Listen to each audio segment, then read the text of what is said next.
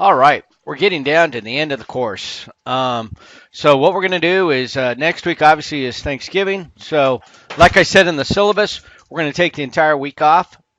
This week we're going to talk about some business organization things, clean up a few items, but for the most part, we've talked about most of the items of personal finance. But I've talked about business organization and the fact that it's just very whatever beneficial treatment if you say you're like a government employee or a school teacher or something like that. Your tax situation is going to be quite easy. Unfortunately, though, it's also going to be quite painful.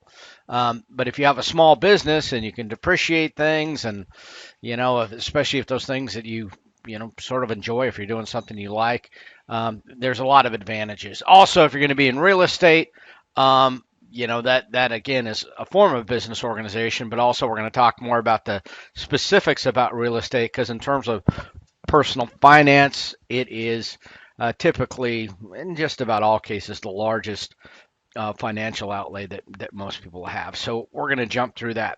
Um, Touch a little bit more on the term project, but most of you, and in fact, a lot of you have made pretty good progress on it.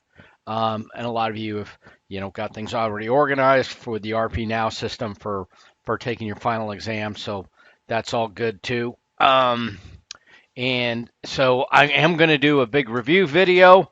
I'm not trying to spoil your Thanksgiving. You don't have to deal with it next week, but I probably will have it ready to go next week. So in your downtime, you could watch it and then take the test. But obviously, the point of having Thanksgiving off is not to hit you with a lecture video. But I'll have that thing out there, and that will give you ample time to study for the exam. The exam is going to be I'll talk more about it in the actual exam video, but it's going to be comprehensive, although greatly weighted towards the second half, and I'll go through the questions and we'll talk about it. All right. So, business organization, there's lots of things people do wrong. And the main thing is sole proprietorship. It's easy. It's, when you see like a painting company or real estate thing or something like that, and it's just one person. That's most businesses or a lot of businesses, at least on the smaller end of the scale, are sole proprietorships. But there's a lot of downside to that. They're characterized by one owner. That taxation is right on your regular income tax. So a lot of farms are like this, or at least farms where guys aren't maybe that financially astute.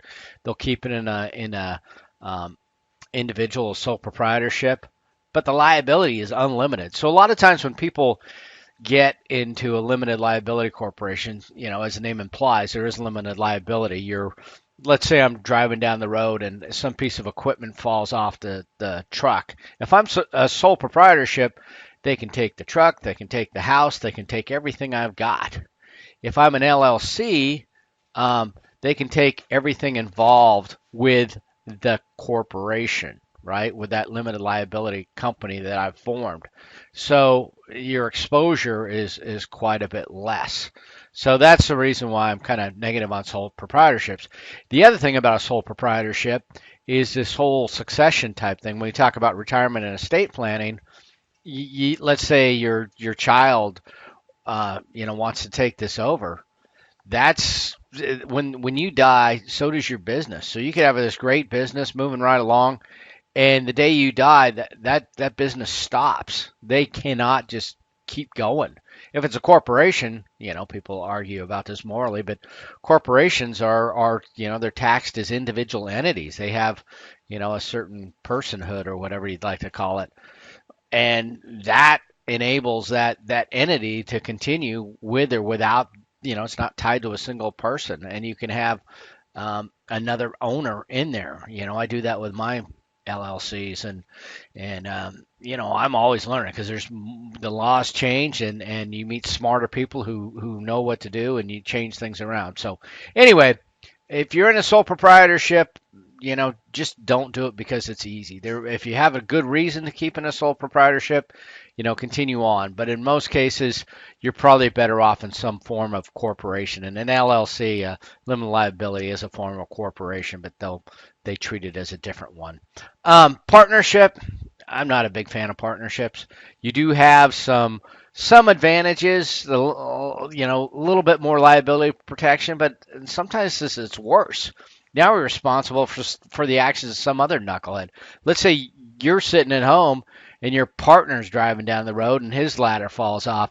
They can come after your assets. Plus, it's I don't know. Marriage is a necessity for having children and stuff like that. But in terms of business, getting into a partnership with somebody like that, I no. Anyway, two or more partners. A lot of times you see this done in legal corporations and stuff. But again, if you look deeply, if they're good lawyers, you'll see that they've also formed as an LLC. Um, Easy way for two individuals to conduct business. Well, again, is easy best? Just easy is not always the best solution. A regular corporation, this gets more involved because I actually started a C class corporation and shareholders and everything else, and there's some admin problems. It's not meant for a very small company. It's just a lot of overhead. There's filings. There's just more legal things. Now, again, if you've got a small corporation, you don't necessarily have to get involved with security exchange and all these federal agencies, but you still have more requirements, and it's not ideally tailored to a small company. You have shareholders, stock or stockholders, kind of same thing. S corp. Taxed as a partnership, limited liability, tax advantage.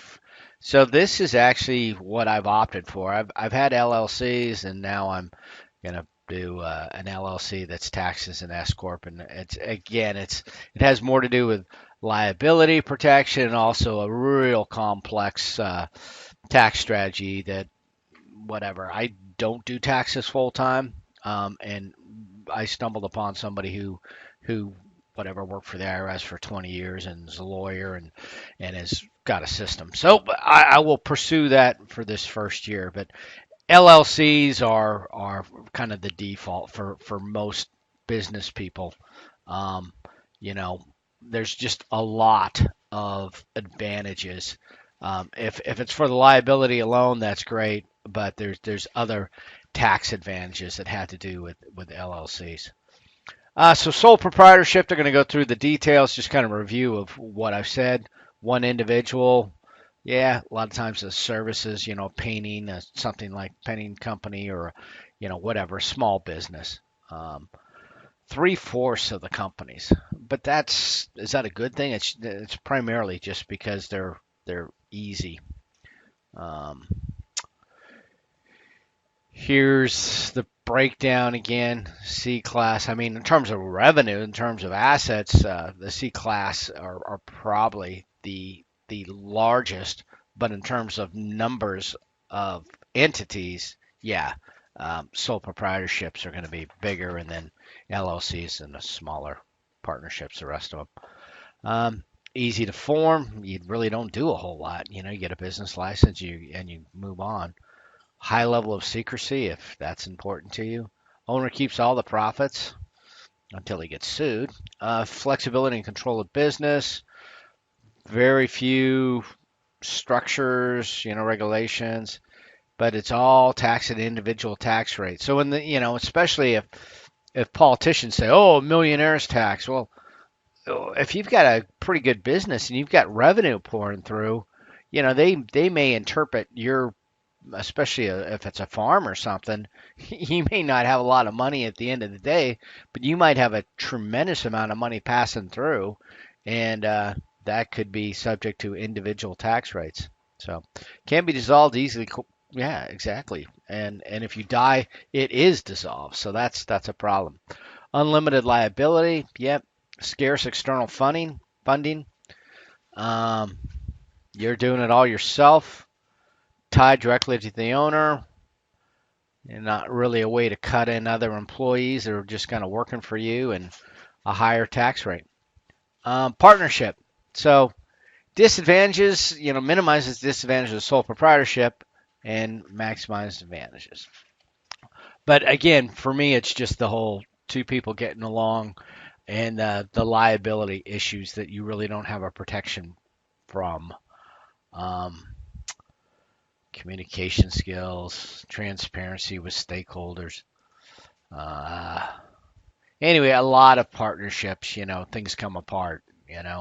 You've got this great partnership, and then your buddy, man or woman, whatever, goes out and gets married, and all of a sudden you've got another spouse. It's kind of the whole Yoko Ono situation where things just wheels come off the bus. Maintaining resources with sales and growth and expectations. So again, it's just tougher to manage, and I would not opt for a partnership. But again, you know, read up on it if you're forming a business. But I would, again, I don't think it would compare for against an LLC. Limited liability, limited partnership. When you get into these limited, let's say, I was a limited partner one time in a real estate deal, which was a good thing. But if I could not exercise any management, I couldn't say, hey, I think that's a really bad idea, or I don't think you should be investing in that. No, I was just strictly a money provider. If I reached in and tried to do any management, then my liability, this limited nature would be gone. I'd be a full partner, and I could be, you know, on the hook.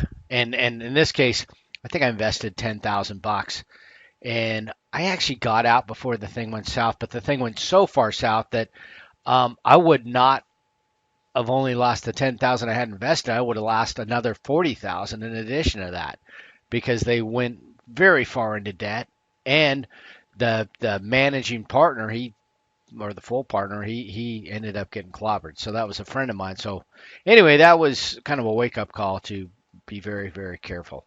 Articles of partnership, yep, yep, yep. Legal agreements. So again, more complex than a sole proprietorship, but you'll see, a lot, mainly lawyers and dentists and things like that. A lot of times will be in partnerships. Um, Government regulations are few. You just have that agreement that's your own. Disadvantage, unlimited liability. So again, that's not a good thing. Responsible for each other's decisions. How do you sell an interest? You can't just the partner has to agree. Everybody, throughout the partnership, you have to agree. And at some point, that may not happen, and that's when you're gonna have huge problems. And the last one, quasi-taxable. So um, again, you can, um, your taxation, it's not going to all flow onto your individual return, but there's going to be a share, and you're going to have to still pay for that. So it's not being taxed as a separate entity per se. Corporation. So assets and liabilities separate from the owners. Um, so the corporation, this is the whole personhood thing, where it's got rights, duties, powers of a person. And so it can, sign contracts. I have a piece of property that's owned by the corporation directly. Can be sued, but anyway, if it gets sued, it's all they can do is take everything the corporation has, which can be kind of catastrophic. But they're not taking your house unless that was part of the corporation. Majority of U.S. sales and income. So in terms of numbers, big corporations are smaller numbers, but in terms of what they do, they're the preponderance.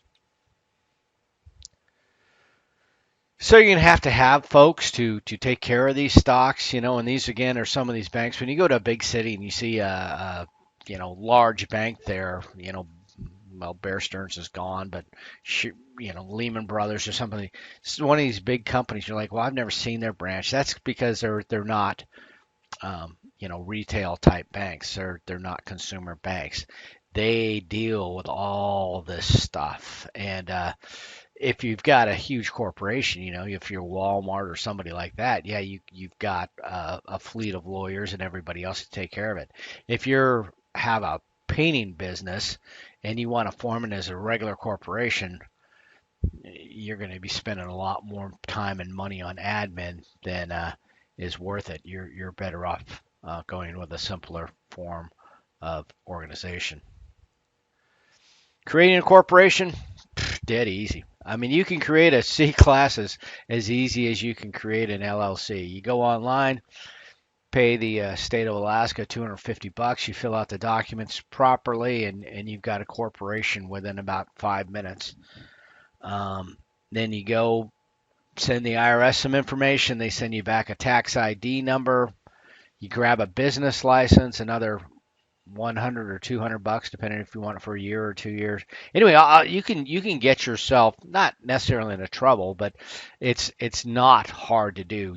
If you ever see these people to, say they'll got a book on how to form a corporation or something like that.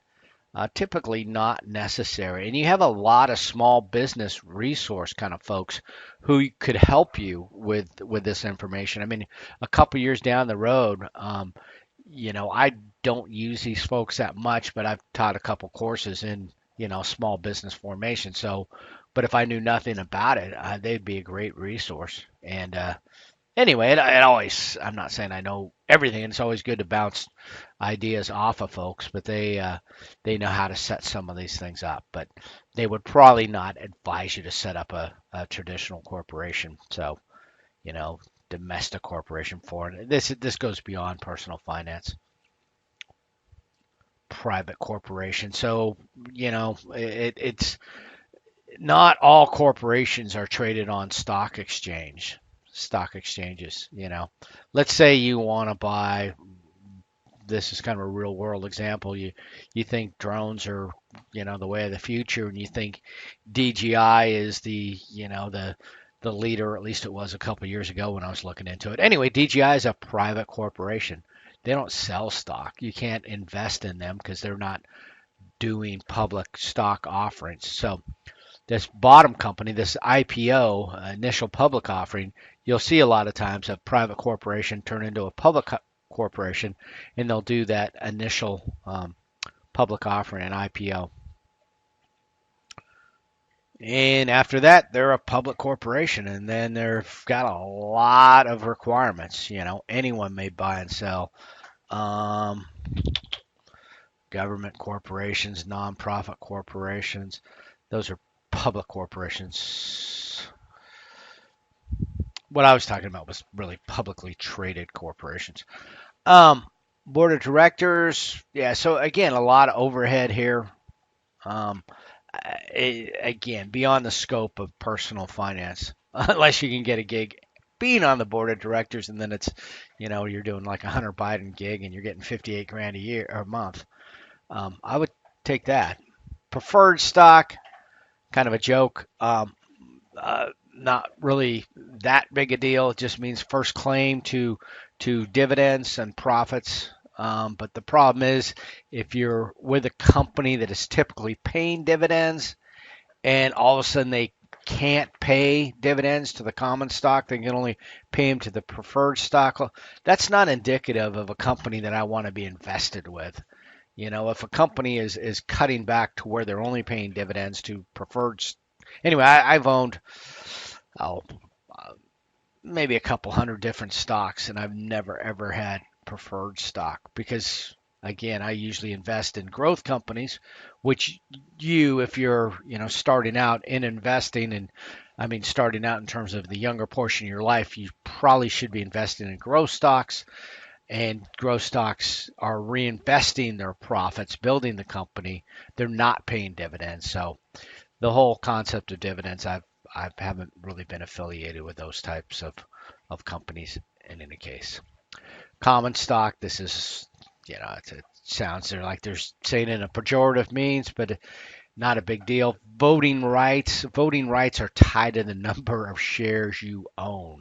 Okay, so if you got 50 shares, yeah, they're not going to, send the jet to get you to, you know, see what your vote's going to be at the big shareholders meeting. They will send you a thing in the mail, a proxy, to turn your votes over to somebody, you know, to vote on your behalf, and that's typically what happens. But again, it's democratic in the sense that one share, one vote, but it's certainly not one person, one vote or institution. You can have a big pension fund with you know, million shares and they hold sway and you don't. So the basic advantage of corporations is again that limited liability, transfer ownership, easily done, perpetual life. People can die, but the corporation goes on. Um, Banks like that. They like that sense of permanence, that sense of organization. Potential for expansion. You can sell shares. You can generate capital. You can do a lot of things in a corporation. Double taxation. So let's say the corporation, it's an entity, so it has to file a tax return. It gets taxed, and then, oh, by the way, let's pay you, the shareholder. Well, that shareholder, that dividend income, that's now your personal income, so that gets taxed again. So that's what they're talking about, double taxation. And that's why with an LLC, if it can be taxed on your personal return at a lower rate, but just taxed once, that's what you're looking for. Expensive to form, the maintenance, care and feeding, but you can start it for $250, at least in Alaska. A lot of times you'll see corporations started in Delaware too. Delaware is kind of a funny state, but they've got laws that are very favorable to the corporation and not so favorable to the consumer. So if you're going to get sued for something, if you're going to do some sketchy business, you want to be a Delaware corporation because it's very hard for the consumer to pierce that corporate veil and come after the individuals. So I'm not saying that all corporations that do business in Delaware are sketchy, but businesses that want to avoid legal problems and want to have a very friendly court are going to do things like that. Um, Anything I've ever performed is in Alaska, but anyway, disclosure of information to government public. Yep, it's a publicly traded entity, and you're responsible. So if you own a corporation, say you're Apple, and you say, hey, this new iPhone is the best, and you know that it's not, and the shareholders lose money, and they can prove that you knew, you can go to jail. It's quite serious. There's a big thing with Apple each year, is why I kind of use that example. They typically release their or they do their filings, I believe in February, and they have their big sales year or sales quarter. The 4 quarters of the year. The fourth quarter is typically their highest sales year because of Christmas. So a lot of phones are purchased during that point. So what will happen is right after Christmas, there'll be some stories negative about Apple saying, oh, their sales in the fourth quarter are off to a slow start. They did well in the fourth quarter. Well, they always do well in the fourth quarter. And the first quarter is, February and the rest of that. It's going to be kind of a slow time. And so their sales are typically a little less. And they say, oh, Apple's finally done. It's over.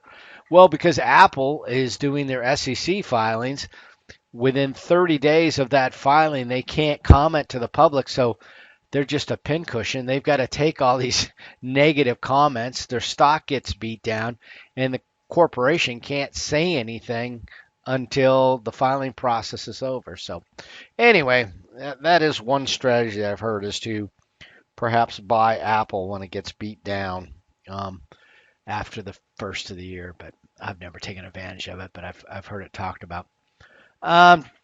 So anyway, disclosure of information.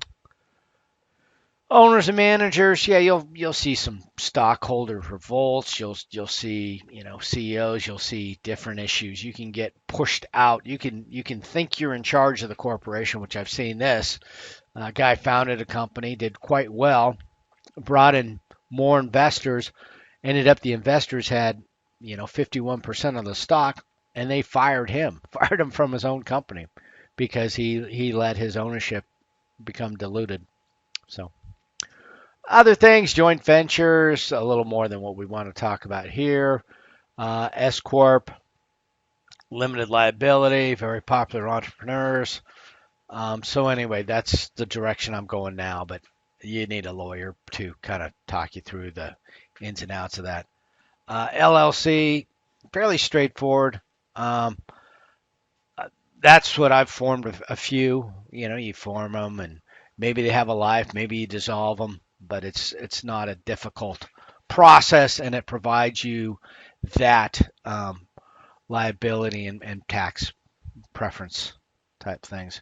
Cooperatives, that's a bit of a stretch for what we're talking about here. And personal finance, you'll see them a lot of times in agriculture and other things where they're trying to get economies of scale, but it's not a personal finance issue. All right, now we're going to talk a little about real estate. I have a fair amount of experience in real estate. I hold a real estate license up here in Alaska, although I've let it lapse. If you do want to sell real estate as a career, you know, uh, each to his own. For me, it was not something I really enjoyed. The main part was, and to be in real estate, you really have to jump in with both feet. There's probably 5% of the real estate people who sell about 95% of the property. The others are just kind of also rans, and they never quite hit critical mass.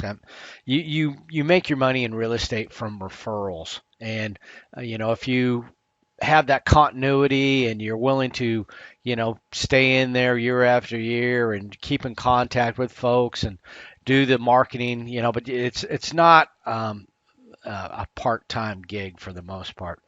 I sold a few homes, and I didn't have a bad experience, but it was just I just wasn't something I wanted to. It wasn't anything I had a passion for. But in terms of investments, I've done a ton of real estate purchases, primarily because of the military, moving around every couple 3 years. But I've bought homes in Spain, Germany. I've had rental properties that I've maintained, and the rest of that. So um, there's some ins and outs that you'll learn in real estate. One thing is the pre-approval part for financing. Like I say, there's 5% of the agents sell 95% of the homes. So if that's the type of agent you want to deal with, is one of those fast burner kind of people who's doing a lot of volume and is in tune with the market. Um, but if you go up to them and you say, "Yeah, I'm looking for a home. I want to spend about 300 grand or something," and they say, "Well, what's your, are you pre-approved? Who you working with for your loan?" If you say you're not, and they still want to show you homes, then they're probably not one of those top 5% people, because those top 5% people are far too busy to be dealing with people that don't really appear to be serious about the process.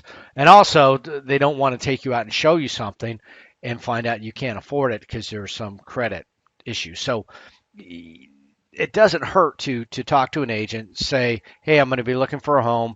I want to get pre-approved. Who would you recommend?" And it's probably going to be one of the local lenders, which is probably the best way to go, because it's the fees are about the same, and they know how to get things through the process, and you can reach out and touch them. So the advantages of something like Quicken or some of these other things, they're just not there yet, and there's not enough benefit to using one of those. You're probably better off to use a local one. What's going to happen is about a month after the sale, your loan's going to be sold to one of the other companies. Typically, Wells Fargo buys a lot of them. I've got a couple different mortgages that I got through a couple different companies, and I think 3 mortgages so far have ended up at Wells Fargo. One ended up at Freedom, and not that I'm a big fan of Wells Fargo, but they were certainly better than that other company. Um, so anyway, get pre-approved. You'll probably have to pay $50 to get your credit report. Fair enough. You'd have to pay it anyway when you go buy the house. That's going to be one of your closing costs. So pay it now or pay it later. Um, but the big issue for looking for a home is location. Um, and again, you're not looking for, at least unless this is your dream house that you're going to retire to. For the most part, you're looking for something that's not only useful for you, but useful for your potential tenants that you'll rent it to at some point, or for whoever you sell it to. You don't want anything, too unique that's going to cause problems. But certain neighborhoods, and again, this is where maybe that licensed real estate agent can help you out in terms of steering you towards neighborhoods that you know for one reason or another have the greatest potential. I've never been a fan of subdivisions because I don't like homeowners associations, but I also think subdivisions kind of have an expiration date, and that's why I prefer to be out on something, either on a river or on a golf course or on something that's going to appreciate rather than depreciate. But again, lots of strategies involved in that. Zillow and online services, there's this 6% commission will probably go away at some point. I don't know who's going to be the company. Probably not Zillow, but there's some other companies in there. Redfin's one that I've bought some stock in that is a way to sort of automate this process. But for the time being, they're just not there yet. The It's such a big purchase that even the 6% is fairly modest for what you get out of it. Disclosures. This is another good thing about using a agent is that their license and everything else is on the line if they don't disclose some sort of defect with the home. If it's a for sale by owner, the person selling you the home, they're not a real estate professional. They can say, "Oh, I didn't know." But if you've got a real estate person involved, the court's going to kind of have the attitude that they should have known. So you have a little bit more recourse, and the law is pretty favorable towards the buyer who, if they can make the case at all that they've been defrauded, that the real estate agent should have pointed it out, that it lessened the value of the home. If they knew there was some sort of rot, if they knew something was wrong with the home and they failed to disclose it, they've got a big problem. So, but anyway, a disclosure is you want to read through. If you're looking at buying a home, you need to look through the disclosures and see what the defects are with the homes.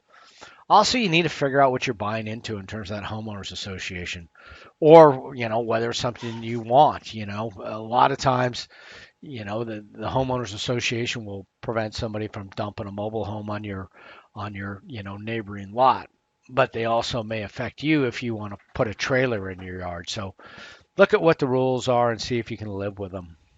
Um,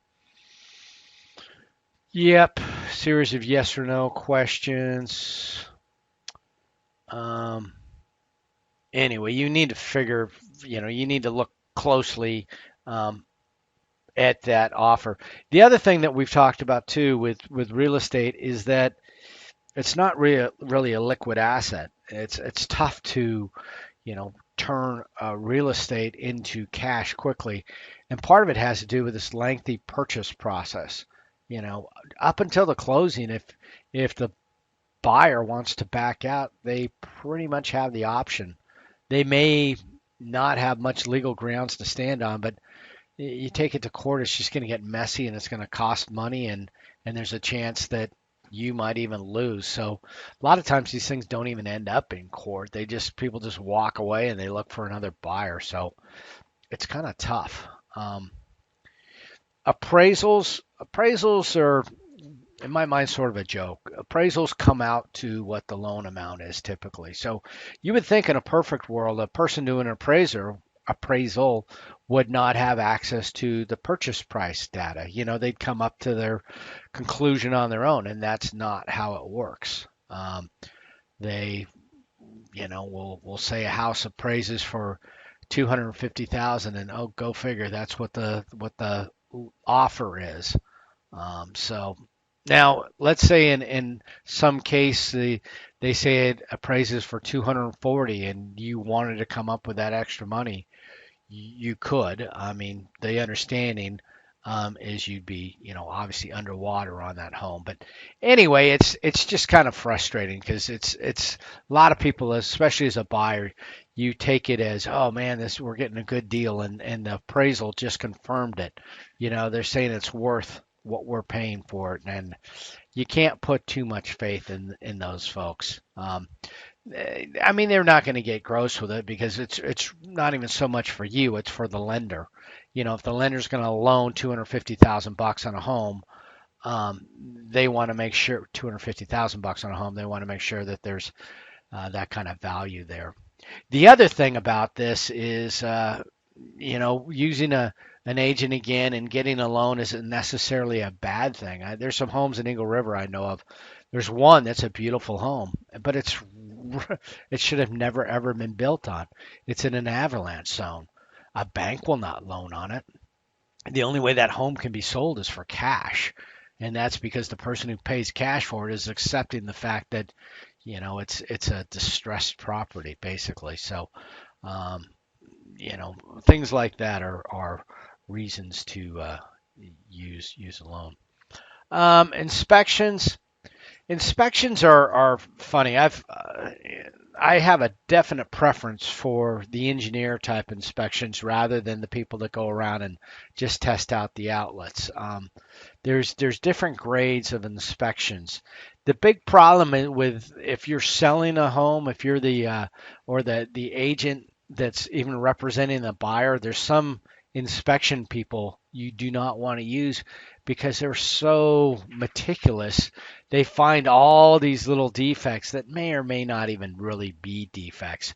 You want somebody who has some judgment and who knows what's important and what is just clutter. So I've almost lost a few deals where the buyers are buying this dream home and they get this inspection report that's 40 pages long and it just makes it look like this house is, uninhabitable. Well, no, it was just, minor nitnoy things that were not a big deal. And, he basically scared the buyers. And so you had to go back through and say, well, this isn't that serious. Now, there are some things that are definitely serious. There's some things about, windows, for example. I bought a home that had the windows were too small for fireman egress. They need to be a certain size so that a fireman could come through the window with all his gear on. So that's why a bedroom window needs to be a certain size, and railings need to be a certain minimum size on the railing so that a child can't fall through.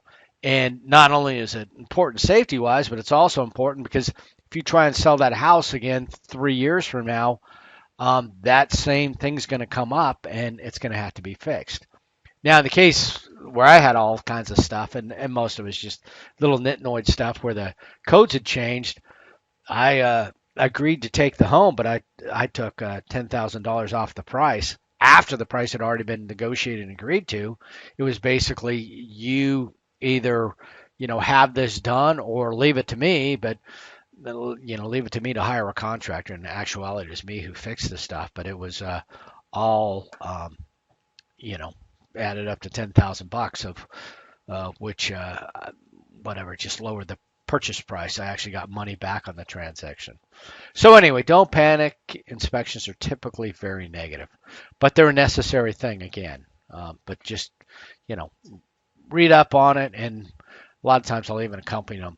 There's also the fact of using an engineer. I think that, again, getting back to Eagle River, that might have saved a few people had they, not had just some real estate guy who's walking around checking outlets to make sure they're grounded or whatever, which, don't get me wrong, that's important.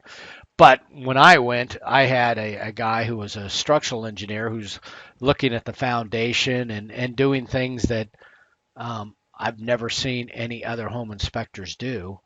And he looked at the footings, he looked at all kinds of stuff that was because he was a professional engineer. I think I paid $200 more for that type of inspection, but when you're looking at some of the losses that people had due to the earthquakes, anyway, things have probably changed. There probably are better inspectors now, um, or more stringent in that regard. In addition to that, they probably need to be too, since the chance of having some sort of structural damage after the earthquake for whatever a year ago is even more important. So loan approval. So praises, yep.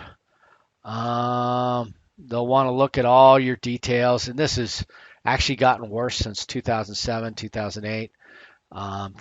The fall there. So it's when I had less money and less of a credit history, it was easier to get an approval. Now that I've got better credit and more assets, the approval was even harder, not because I had more stuff, but because the requirements had changed quite a bit after the failings of the financial crisis there. Anyway, it helps to have somebody local that you're working with, so you can get them the documents and you can alleviate the problems and get it done. Final walkthrough. Yep, I went through and one home they were gonna the floor was bad and they were gonna fix it, and they're putting in some sort of whatever plastic particle board stuff. They're tearing up the hardwood. It's like, no, you're gonna make it right. I'm not, we'll lose this deal if you don't put it back to the same condition it was. The other thing you want to get are all the documents that you're going to see at the closing, but you don't want to see them just at the closing. You want to get them days beforehand.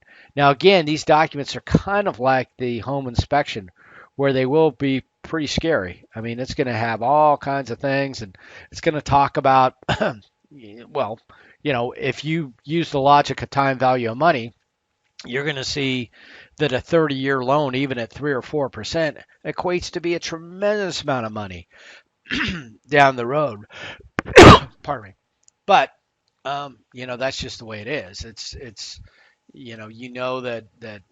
say a $300,000 house that costs you 800,000 at the end, you're still money ahead taking that loan, because 30 years from now, $800,000 isn't going to buy much at all. So it's get those documents early and kind of get over the sticker shock, and work with your salesperson so we can kind of explain the stuff to you. But you're going to get all these financial documents that are mandated, that explain the numbers in a variety of ways, and some of which you may think are not what you had agreed to. So you want to work that out days ahead of time rather than at the time of the closing. You're going to show up there. You're going to have your, probably some sort of check, because what they're going to do is they're going to settle out the cost, and you're going to get, that's one of the documents you'll get beforehand too. And depending on how you have the loan done, you're probably going to be bringing a check to the closing to, it's either going to be the down payment or just the closing cost, all these, inspections that were done, appraisals that were done. There's certain costs that are paid by the buyer, certain ones that are done by the seller. It's all done in the customary format, and you will knock that out. But again, if you have that all figured out before, so there's no surprises during the closing, because once it's closed, it's closed and it's over. So that's a little bit about it. I mean, in terms of real estate, in terms of tenants, I mean, I was a far worse tenant. Not that I was a horrible tenant, but I mean, the piece of the property I have now, especially overseas, if I get one email a year regarding this property, and my other property, even after the earthquake, I kind of forgot that I owned it there for a little while. They called me and said everything's fine. I'm like, oh yeah, I guess I should have checked on you. But anyway, it's a fairly simple house, and it's like I say, I had a structural engineer check it out well beforehand.